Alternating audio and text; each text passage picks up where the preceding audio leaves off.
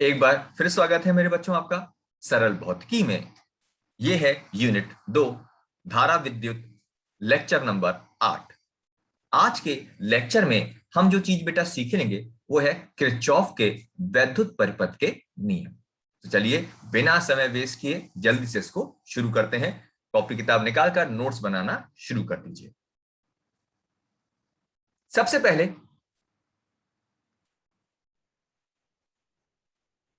Kirchhoff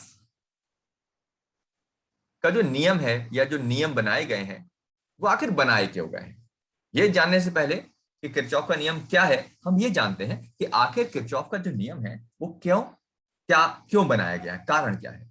तो Kirchhoff के नियम का बनाया क्यों गया। किरचॉफ के नियम की सहायता से, किरचॉफ के नियम की सहायता से जटिल वैद्युत परिपथ में धारा तथा अन्य चर या अचर राशियों का मान ज्ञात किया जा सकता है। यानी किरचॉफ का नियम क्या करेगा, किरचॉफ का नियम जो ऐसे विद्युत परिपथ होते हैं जो बहुत कठिन होते हैं, जटिल होते हैं, जिसमें समझ में नहीं आ रहा होता कि कौन श्रेणी क्रम में जुड़ा है और कौन समांतर क्रम में जुड़ा हुआ है, तो ऐसे परिपथों को किरचॉफ के नियम की सहायता से बहुत आसानी से हम क्या कर सकते हैं बच्चों, सॉल्व कर सकते हैं। उनको उनमें धारा निकाल सकते हैं या जो भी कुछ पूछा गया है, विभवांतर, प्रतिरोध, वो सब इनकी सहायता से निकाल पाएंगे। ठीक है, चलो अब किरचॉफ ने बच्चों दो नियम दिए। तो सबसे पहले किरचॉफ का प्रथम नियम। पहले हम क्या सीखेंगे आज मेरे बच्चों, हम सीखेंगे किरचॉफ का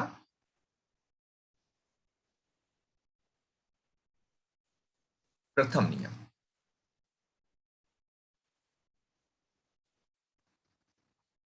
किरचॉफ का जो मेरे बच्चों प्रथम नियम होता है उसका एक और नाम भी है। इसको क्या कहते हैं, इसको कहा जाता है संधि का नियम। संधि का नियम। कुछ लोग इसी को एक और नाम से भी जानते हैं, इसे कहा जाता है धारा का नियम।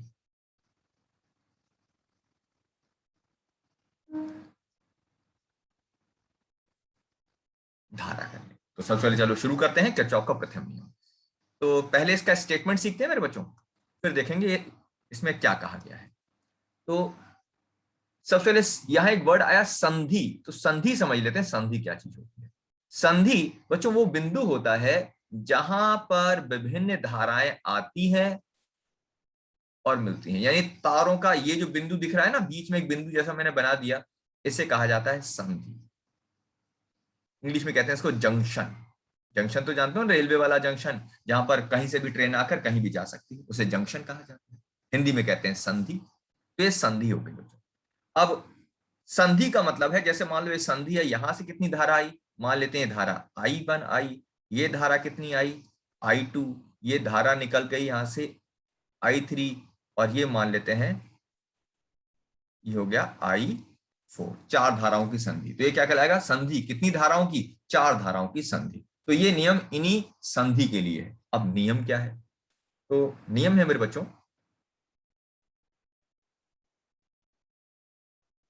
संधि, साथ साथ नोट्स बना लो मेरे बच्चों। संधि के नियम के अनुसार, संधि के नियम के अनुसार किसी परिपथ, या परिपथ का मतलब वैद्युत परिपथ है बच्चों। और मैं आपको जो भाषा लिखवाऊंगा हो सकता है किताब से थोड़ी अलग हो, लेकिन ये बहुत आसान भाषा हो जो आप एक बार में याद कर पाओगे। संधि के नियम के अनुसार किसी वैद्युत परिपथ की किसी संधि पर मिलने वाली सभी धाराओं का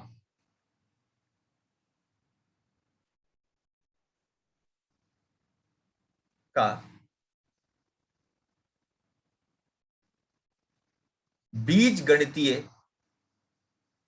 योग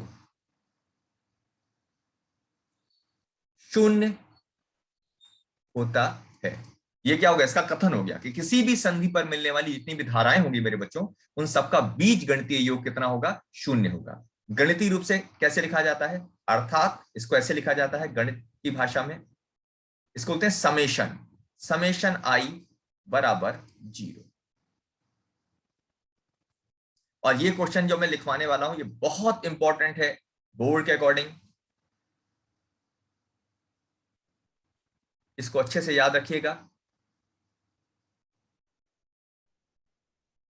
किरचॉफ का संधि का नियम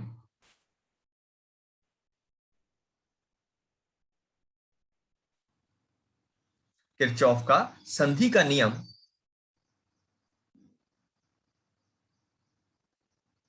आवेश के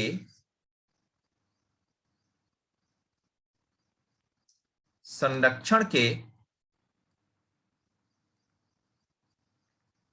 नियम पर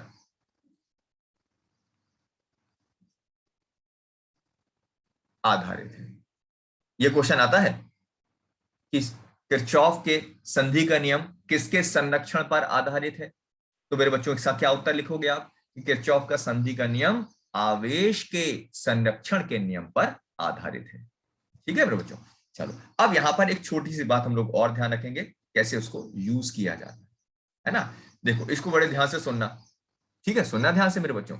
हम ये मानेंगे, ये एक एजम्पशन है, मानना, तो हम ऐसा मानते हैं कि जो धारा संधि की तरफ बढ़ेगी, जो धारा संधि की ओर आएगी उसको तो धन मान लेंगे, धनात्मक मान लेंगे, और जो संधि से दूर जाएगी उसको मान लेंगे ऋणात्मक।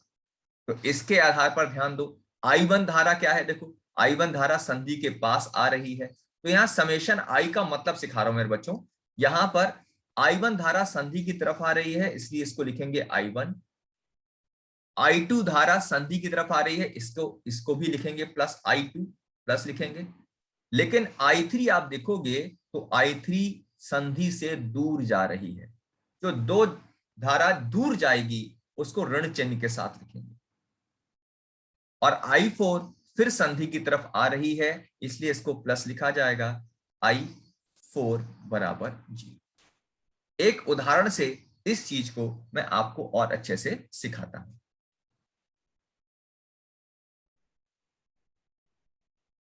मान लेते हैं मेरे बच्चों ये कोई एक संधि है और इस संधि पर अलग अलग धाराएं आकर मिल रही हैं। जैसे मान लेते हैं ये आ गया,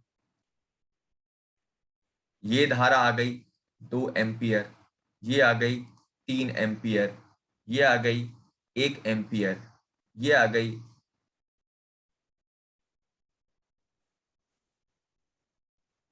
4 एम्पियर। ठीक, अब इसमें धारा का मान नहीं मालूम,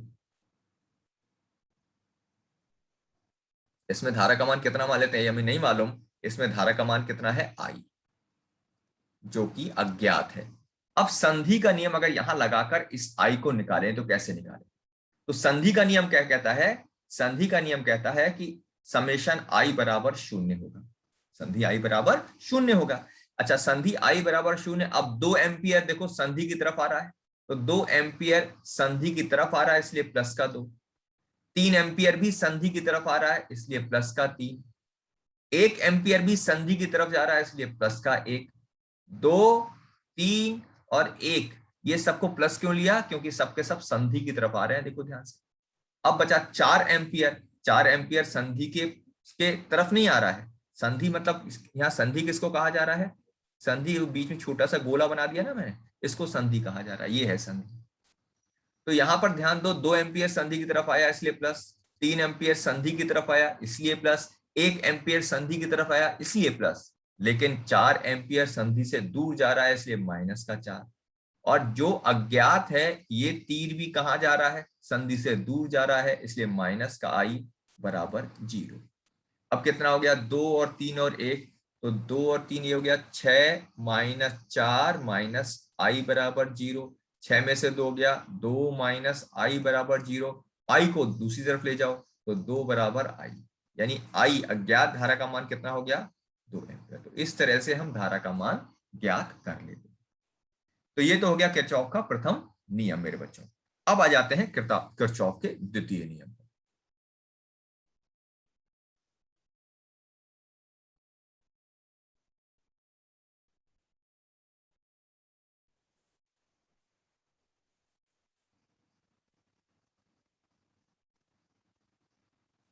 किरचॉफ का द्वितीय नियम।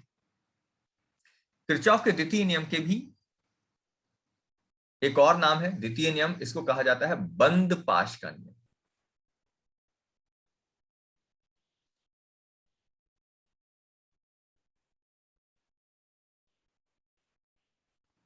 इसे क्या कहा जाता है, किरचॉफ का द्वितीय नियम, या दूसरा नाम क्या होता है मेरे बच्चों, इसका बंद पाश का नियम नाम होता है। ठीक, अब यहां पर किरचॉफ का द्वितीय नियम या बंद पाश का नियम, किरचॉफ का द्वितीय नियम या बंद पाश का नियम क्या होगा। बंद पाश पहले समझ लो, बंद पाश क्या होता है मेरे बच्चों। बंद पाश का मतलब है कि बिल्कुल एक क्लोज परिपथ, जैसे मान लो ये एक सेल हो गया, ये सेल का आंतरिक प्रतिरोध। अच्छा, सेल या आंतरिक प्रतिरोध को अगर जानना है तो यहां पर क्या करना है, यहां पर आपको इससे पहले वाले लेक्चर, जब भी आप लेक्चर देखोगे ना और सीखना चाहते हो वास्तव में, तो आपको क्या करना पड़ेगा बच्चों, आपको लेक्चर नंबर 1 से शुरुआत करनी पड़ेगी।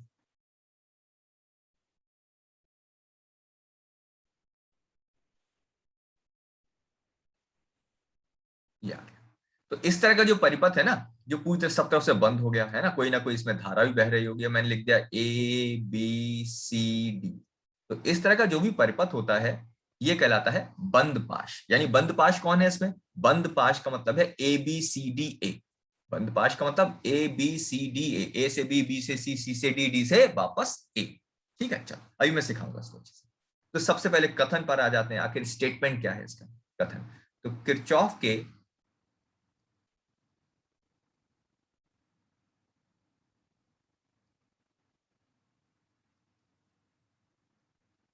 बंद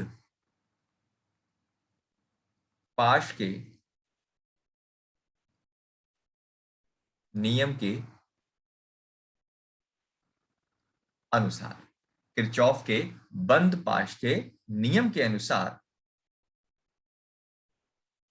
किसी बंद पाश मैंने सिखा दिया आपके, देखो बंद पाश मतलब क्लोज सर्किट, बंद सब तरह से। बंद पाश में, किसी बंद पाश में, ये बहुत आसान भाषा लिखा रहा हूं, बिल्कुल गलत नहीं है, तो चिंता नहीं करना इसको। बंद पाश में सभी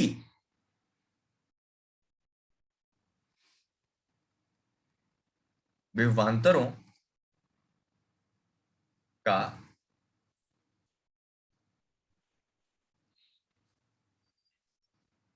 बीज गणितीय योग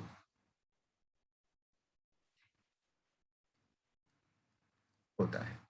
किरचॉफ के बंद पाश के नियम के अनुसार किसी बंद पाश में सभी विभवांतरों का बीजगणितीय योग शून्य होता है, यानी इसमें जितने भी वोल्टेज होंगे सबका बीजगणितीय योग, यानी सबको जोड़ेंगे तो उसका उत्तर कितना आएगा, उसका उत्तर आएगा 0। बड़ा आसान है वैसे, कि किरचॉफ का पहला नियम तो धारा के लिए हो गया, कि बीज धारा का बीजगणितीय योग शून्य होगा।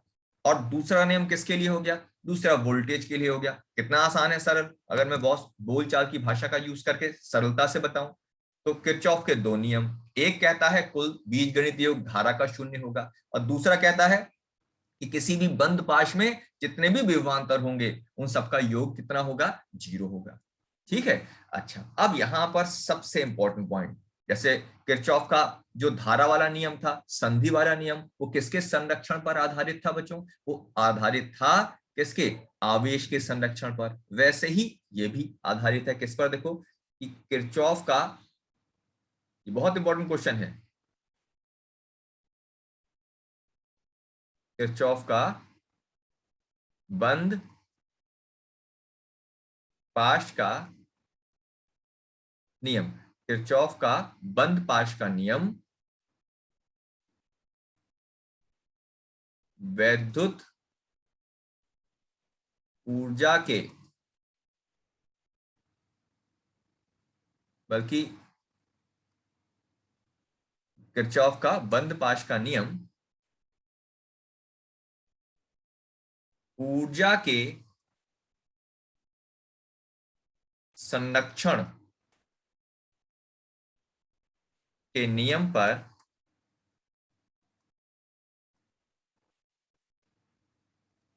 आधारित है।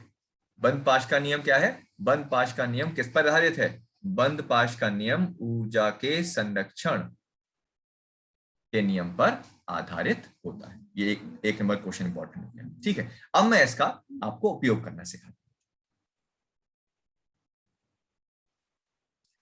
अब इसके लिए यहां पर क्या होगा, यहां पर कुछ एजम्पशन, यानी हम क्या मानेंगे, है ना। अब क्या मानेंगे समझ लो मेरे बच्चों। जैसे मान लो ये कोई एक प्रतिरोध है, उसमें धारा बह रही है आई, और आपसे कहा जाए, हमसे कहा जाए कहां से कहां चलो, हमसे कहा जाए भी ए से बी की तरफ चलो। तो अगर आप ए से बी की तरफ चलोगे तो आप धारा की दिशा में चल रहे हो। तो हम जब धारा की दिशा में मेरे बच्चों चलेंगे, तब आई और आर, विभवांतर का सूत्र होता है V बराबर आई इंटू आर होता है ना। तो वहां पर आई और आर की जो गुणा लिखी जाएगी वो प्लस चिन्ह के साथ लिखी जाएगी। यानी ए से बी चले और हम धारा के अनुरूप चल रहे हैं, तब क्या हो जाएगा, तब वहां पर आई और आर का जो मान है वो कितना होगा, वो धनात्मक लिखा जाएगा। वहीं अगर मैं कहूं ये आर हो गया, ये आई हो गया, और मैंने कहा यार ए यहां पर है, ए इधर है और बी इधर है। अब अगर मैं ए से बी चलूं, तो अब ध्यान देने वाली थे, अगर मैं अब ए से बी चलता हूं तो मैं धारा के की दिशा में नहीं चल रहा हूं, मैं धारा के विपरीत दिशा में चल रहा हूं। और जब धारा के विपरीत दिशा में आप चलोगे तो वहां पर ऐसा अगर चलना पड़े तो वहां पर आई और आर की गुणा को ऋणात्मक लिखा जाएगा। दो चीज हो गई। तीसरी बात, अगर आप किसी भी परिपथ में चलते हो, रास्ते में क्या मिलता है, आपको कोई सेल मिलता है। ठीक, जैसे मान लो मेरे बच्चों ये हो गया अपने पास बिंदु ए और ये हो गया बी। ठीक, ये हो गया कोई सेल ई, ये धन और ये ऋण।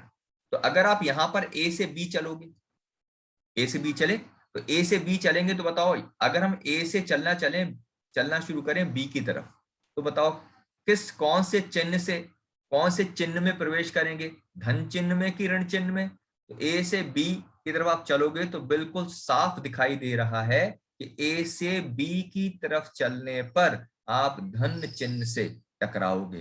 धन, जो धन है ना, धनात्मक चिन्ह, इसमें प्रवेश करोगे। तो इसलिए ऐसी अवस्था में क्या करेंगे, ऐसी अवस्था में जो ई लिखा जाएगा वो प्लस चिन्ह के साथ। अभी एक मैं एग्जांपल कराऊंगा, बिल्कुल समझ में आ जाएगा अच्छे से आपको, है ना। इसलिए थोड़ा धैर्य रखिएगा बच्चों। वैसे ही अब मान लो ए और बी, ए यहां होता और बी यहां होता, और आप फिर से जा रहे होते ए से बी की तरफ। तो अगर आप ए से बी की तरफ अब जा रहे हो तो उस अवस्था में क्या होगा, आप तो यहां से चल रहे हो आप, तो आप जब यहां से चलोगे मेरे बच्चों, तो आप जरा सोच के देखो कि अगर आप ए से बी की तरफ चलोगे, ए से बी की तरफ चलोगे, तो आपको क्या दिखाई देगा, आपको धन चिन्ह नहीं मिलेगा। अब आप किस में प्रवेश करोगे, ऋण चिन्ह में प्रवेश करोगे।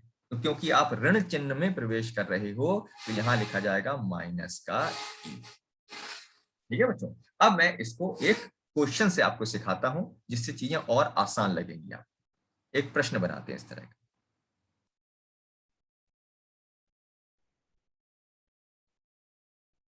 2 वोल्ट का सेल, इसका आंतरिक प्रतिरोध 1 ओम,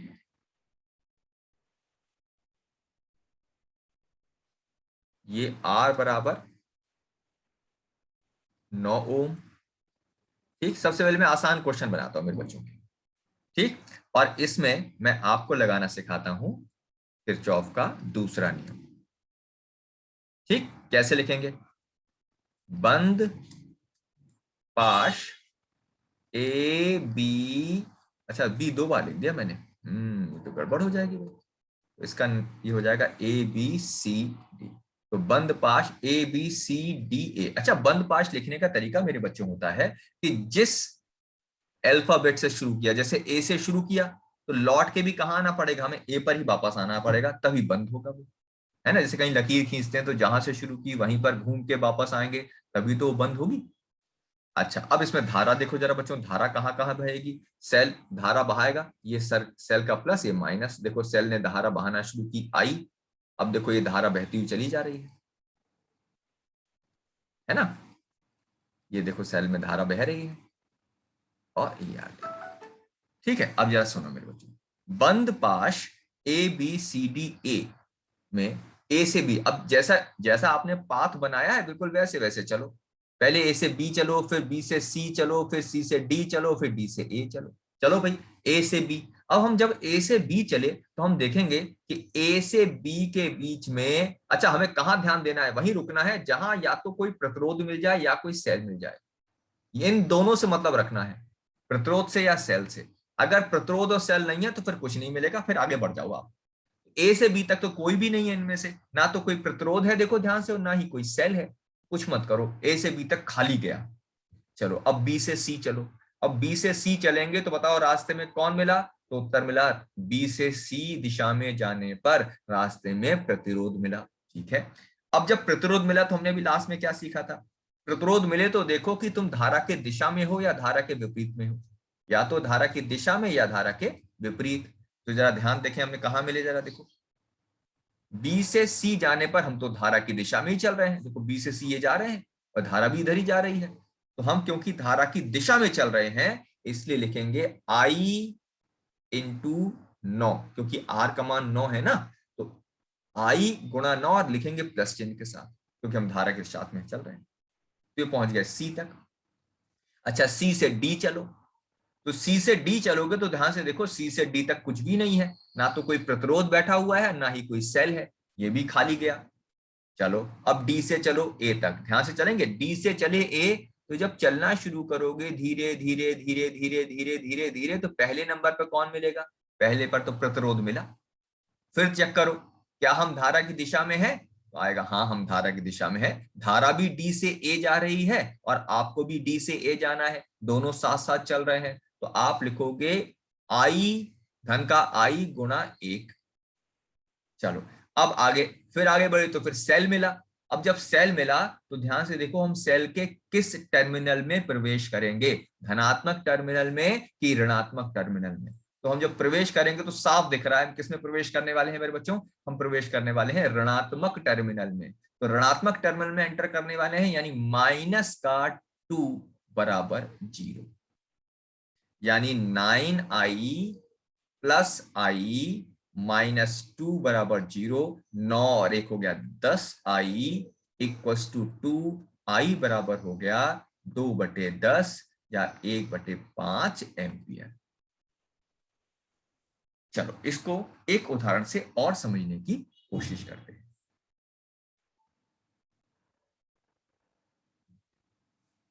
उदाहरण नंबर 2।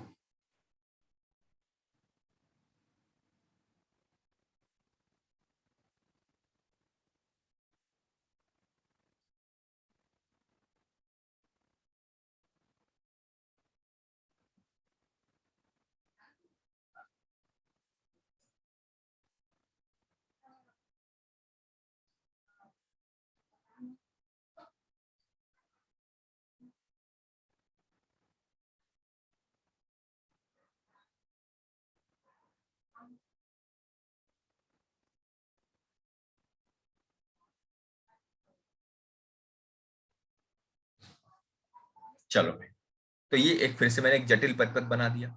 ठीक है बच्चों, इनका नामकरण भी करने लगे, A B C D E F, A B C D E F. ठीक है, अब जैसे अब यहां पर सबसे पहले क्या लगाएंगे, देखो अब इसमें क्या करते हैं, किरचॉफ का सबसे पहले इसमें लगाना सिखाता हूं मैं तुम्हें। कौन सा नियम इसमें मैं अपने बच्चों को लगाना सिखाऊंगा सबसे पहले,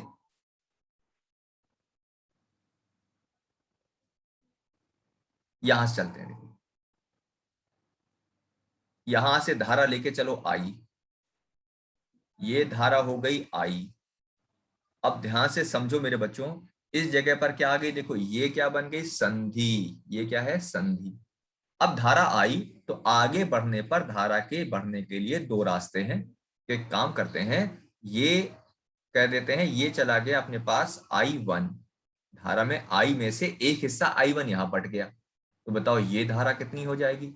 आई धारा आई थी ऊपर से, उसमें से एक हिस्सा तो चला गया देखो I1, तो बचा हुआ हिस्सा कितना हो जाएगा, I माइनस I1। ये धारा कितनी हो जाएगी, I माइनस I1। इस पूरे तार में कितनी बहेगी, I माइनस I1। और ये धारा चल रही है I1, ये भी I1, ये I1। अब फिर से नई एक संधि और मिली हमें। कितनी कितनी धारा पहुंच रही है यहां पर, देखो इसमें कितनी कितनी धारा, यहां से I माइनस I1, और इसमें कितनी जुड़ गई आकर, I1। तो जरा I माइनस I1 में I1 को जोड़ दो, I माइनस I1 और प्लस I1, कितना उत्तर आएगा, I1 से I1 कट जाएगा, उत्तर आएगा I। यानी इसमें धारा कितनी हो जाएगी, यानी ये धारा, दोनों धारा मिलकर फिर से कितनी हो जाएंगी, I। तो ये जो हमने नियम लगाया मेरे बच्चों, ये नियम कौन सा लगाया, ये नियम लगाया हमने इसका, संधि का नियम, जिसमें धारा बंटती है, जिसमें धारा को बांटना सिखाया जाता है। अब बड़े ध्यान से सीखेंगे मेरे बच्चों, बंद पाश, बंद पाश ABEFA, तुमको समीकरण बनाना सिखाऊंगा मेरे बच्चों। बंद पाश ABEFA, चलो ABEFA में चलो शुरू करो, जरा A से B चलो। तो जब आप A से B चलोगे, तो मैंने बताया था हमको वहीं रुकना है जहां पर कोई प्रतिरोध मिल जाए या फिर कोई सेल मिल जाए। अब यहाँ कोई प्रतिरोध या कोई सेल तो मिला नहीं, तो यहाँ पर क्या होगा, सीधे बढ़ जाएंगे, A से B तक सीधे आ जाओ, कुछ भी नहीं लिखना है। A से B तक सीधे आ गए, चलो कुछ भी नहीं मिला, कुछ भी नहीं लिखेंगे, चलो A से B तक कुछ नहीं मिला, अच्छा चलो B से E चलो। तो जब B से E चलोगे मेरे बच्चों, देखो B से E जा रहे हो आप, तो जब B से E जाओगे तो फिर देखो क्या धारा के साथ हो या धारा के विपरीत हो, तो उत्तर मिला, हम तो धारा के साथ जा रहे हैं। तो जब हम धारा के साथ जाएंगे मेरे बच्चों, तो धारा के साथ जाने पर क्या होगा, ये लिखा जाएगा 5I minus I1।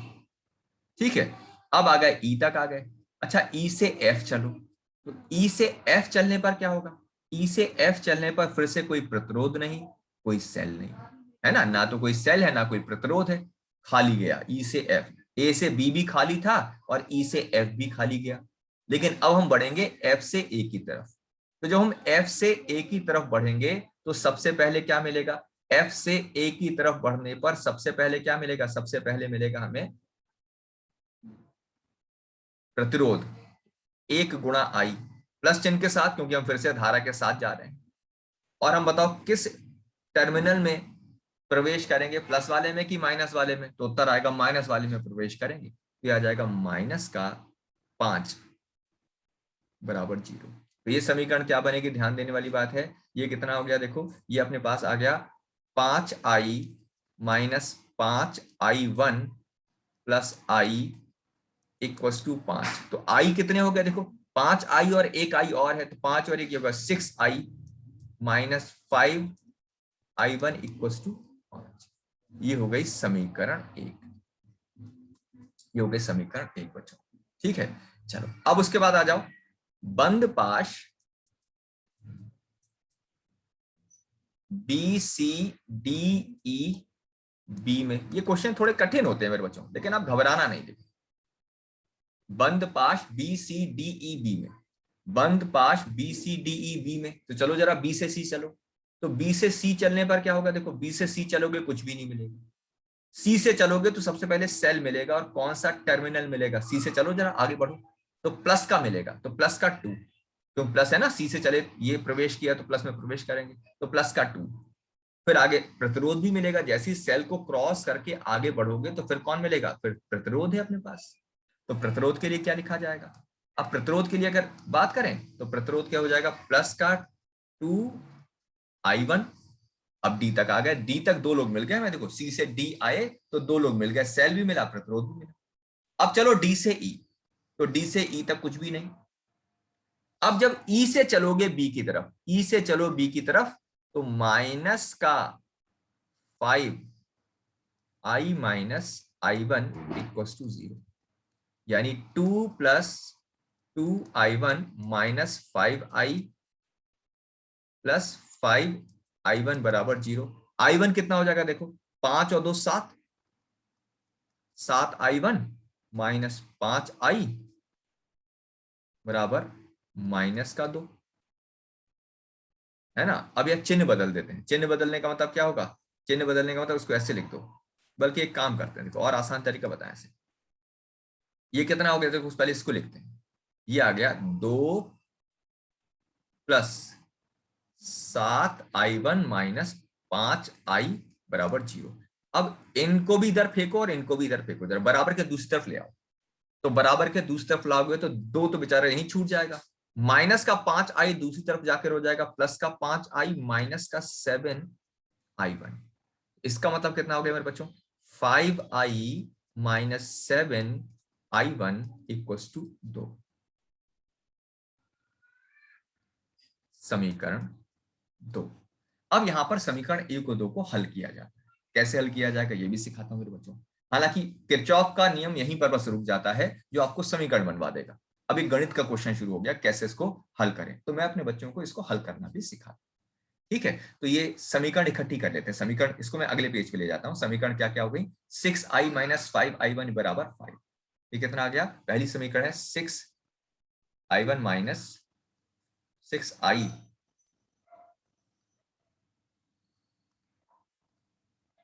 Minus 5i1 बराबर 5। एक बार चेक करते हैं क्या सही समीकरण लिखी हमने, 6i माइनस 5i1 बस ठीक है। और दूसरी समीकरण है 5i माइनस 7i1 बराबर 2।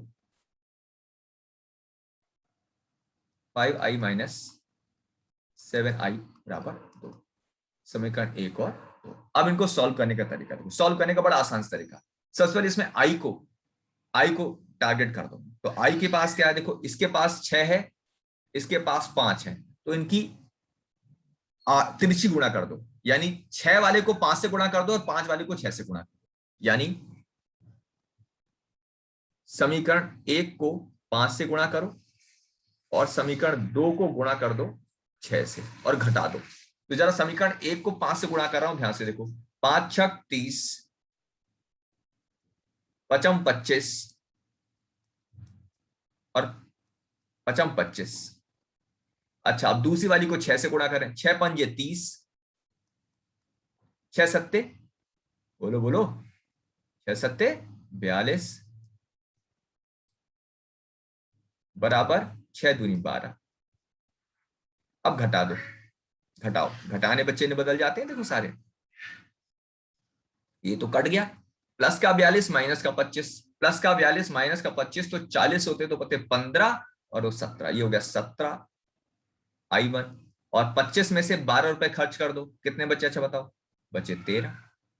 तो i1 बराबर कितना आ गया, 13/17 एम्पियर। और ऐसे ही इसका मान किसी एक समीकरण में रख देना, जैसे 6i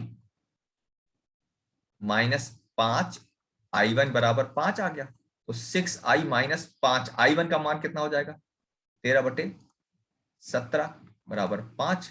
तो 6i बराबर कितना हो जाएगा, 5 प्लस,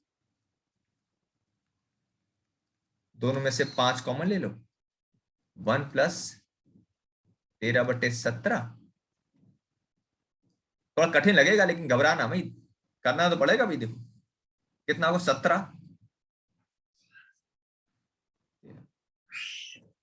ठीक, तो 6i बराबर कितना हो जाएगा बच्चों, 17 और 13 कितने हो गए, 17 और 13 तो हो गए 30, और 30 पंजे, और 6 से कटेगा, 6 से कट जाएगा, 6 कम 6, 6 दूनी 12, 6 पंजे 30। तो आई कितना आ गया, 25/17। तो मेरे प्यारे बच्चों, आज के लिए इतना ही। कल फिर मिलेंगे लेक्चर नंबर 9 में व्हीट स्टोन ब्रिज के साथ।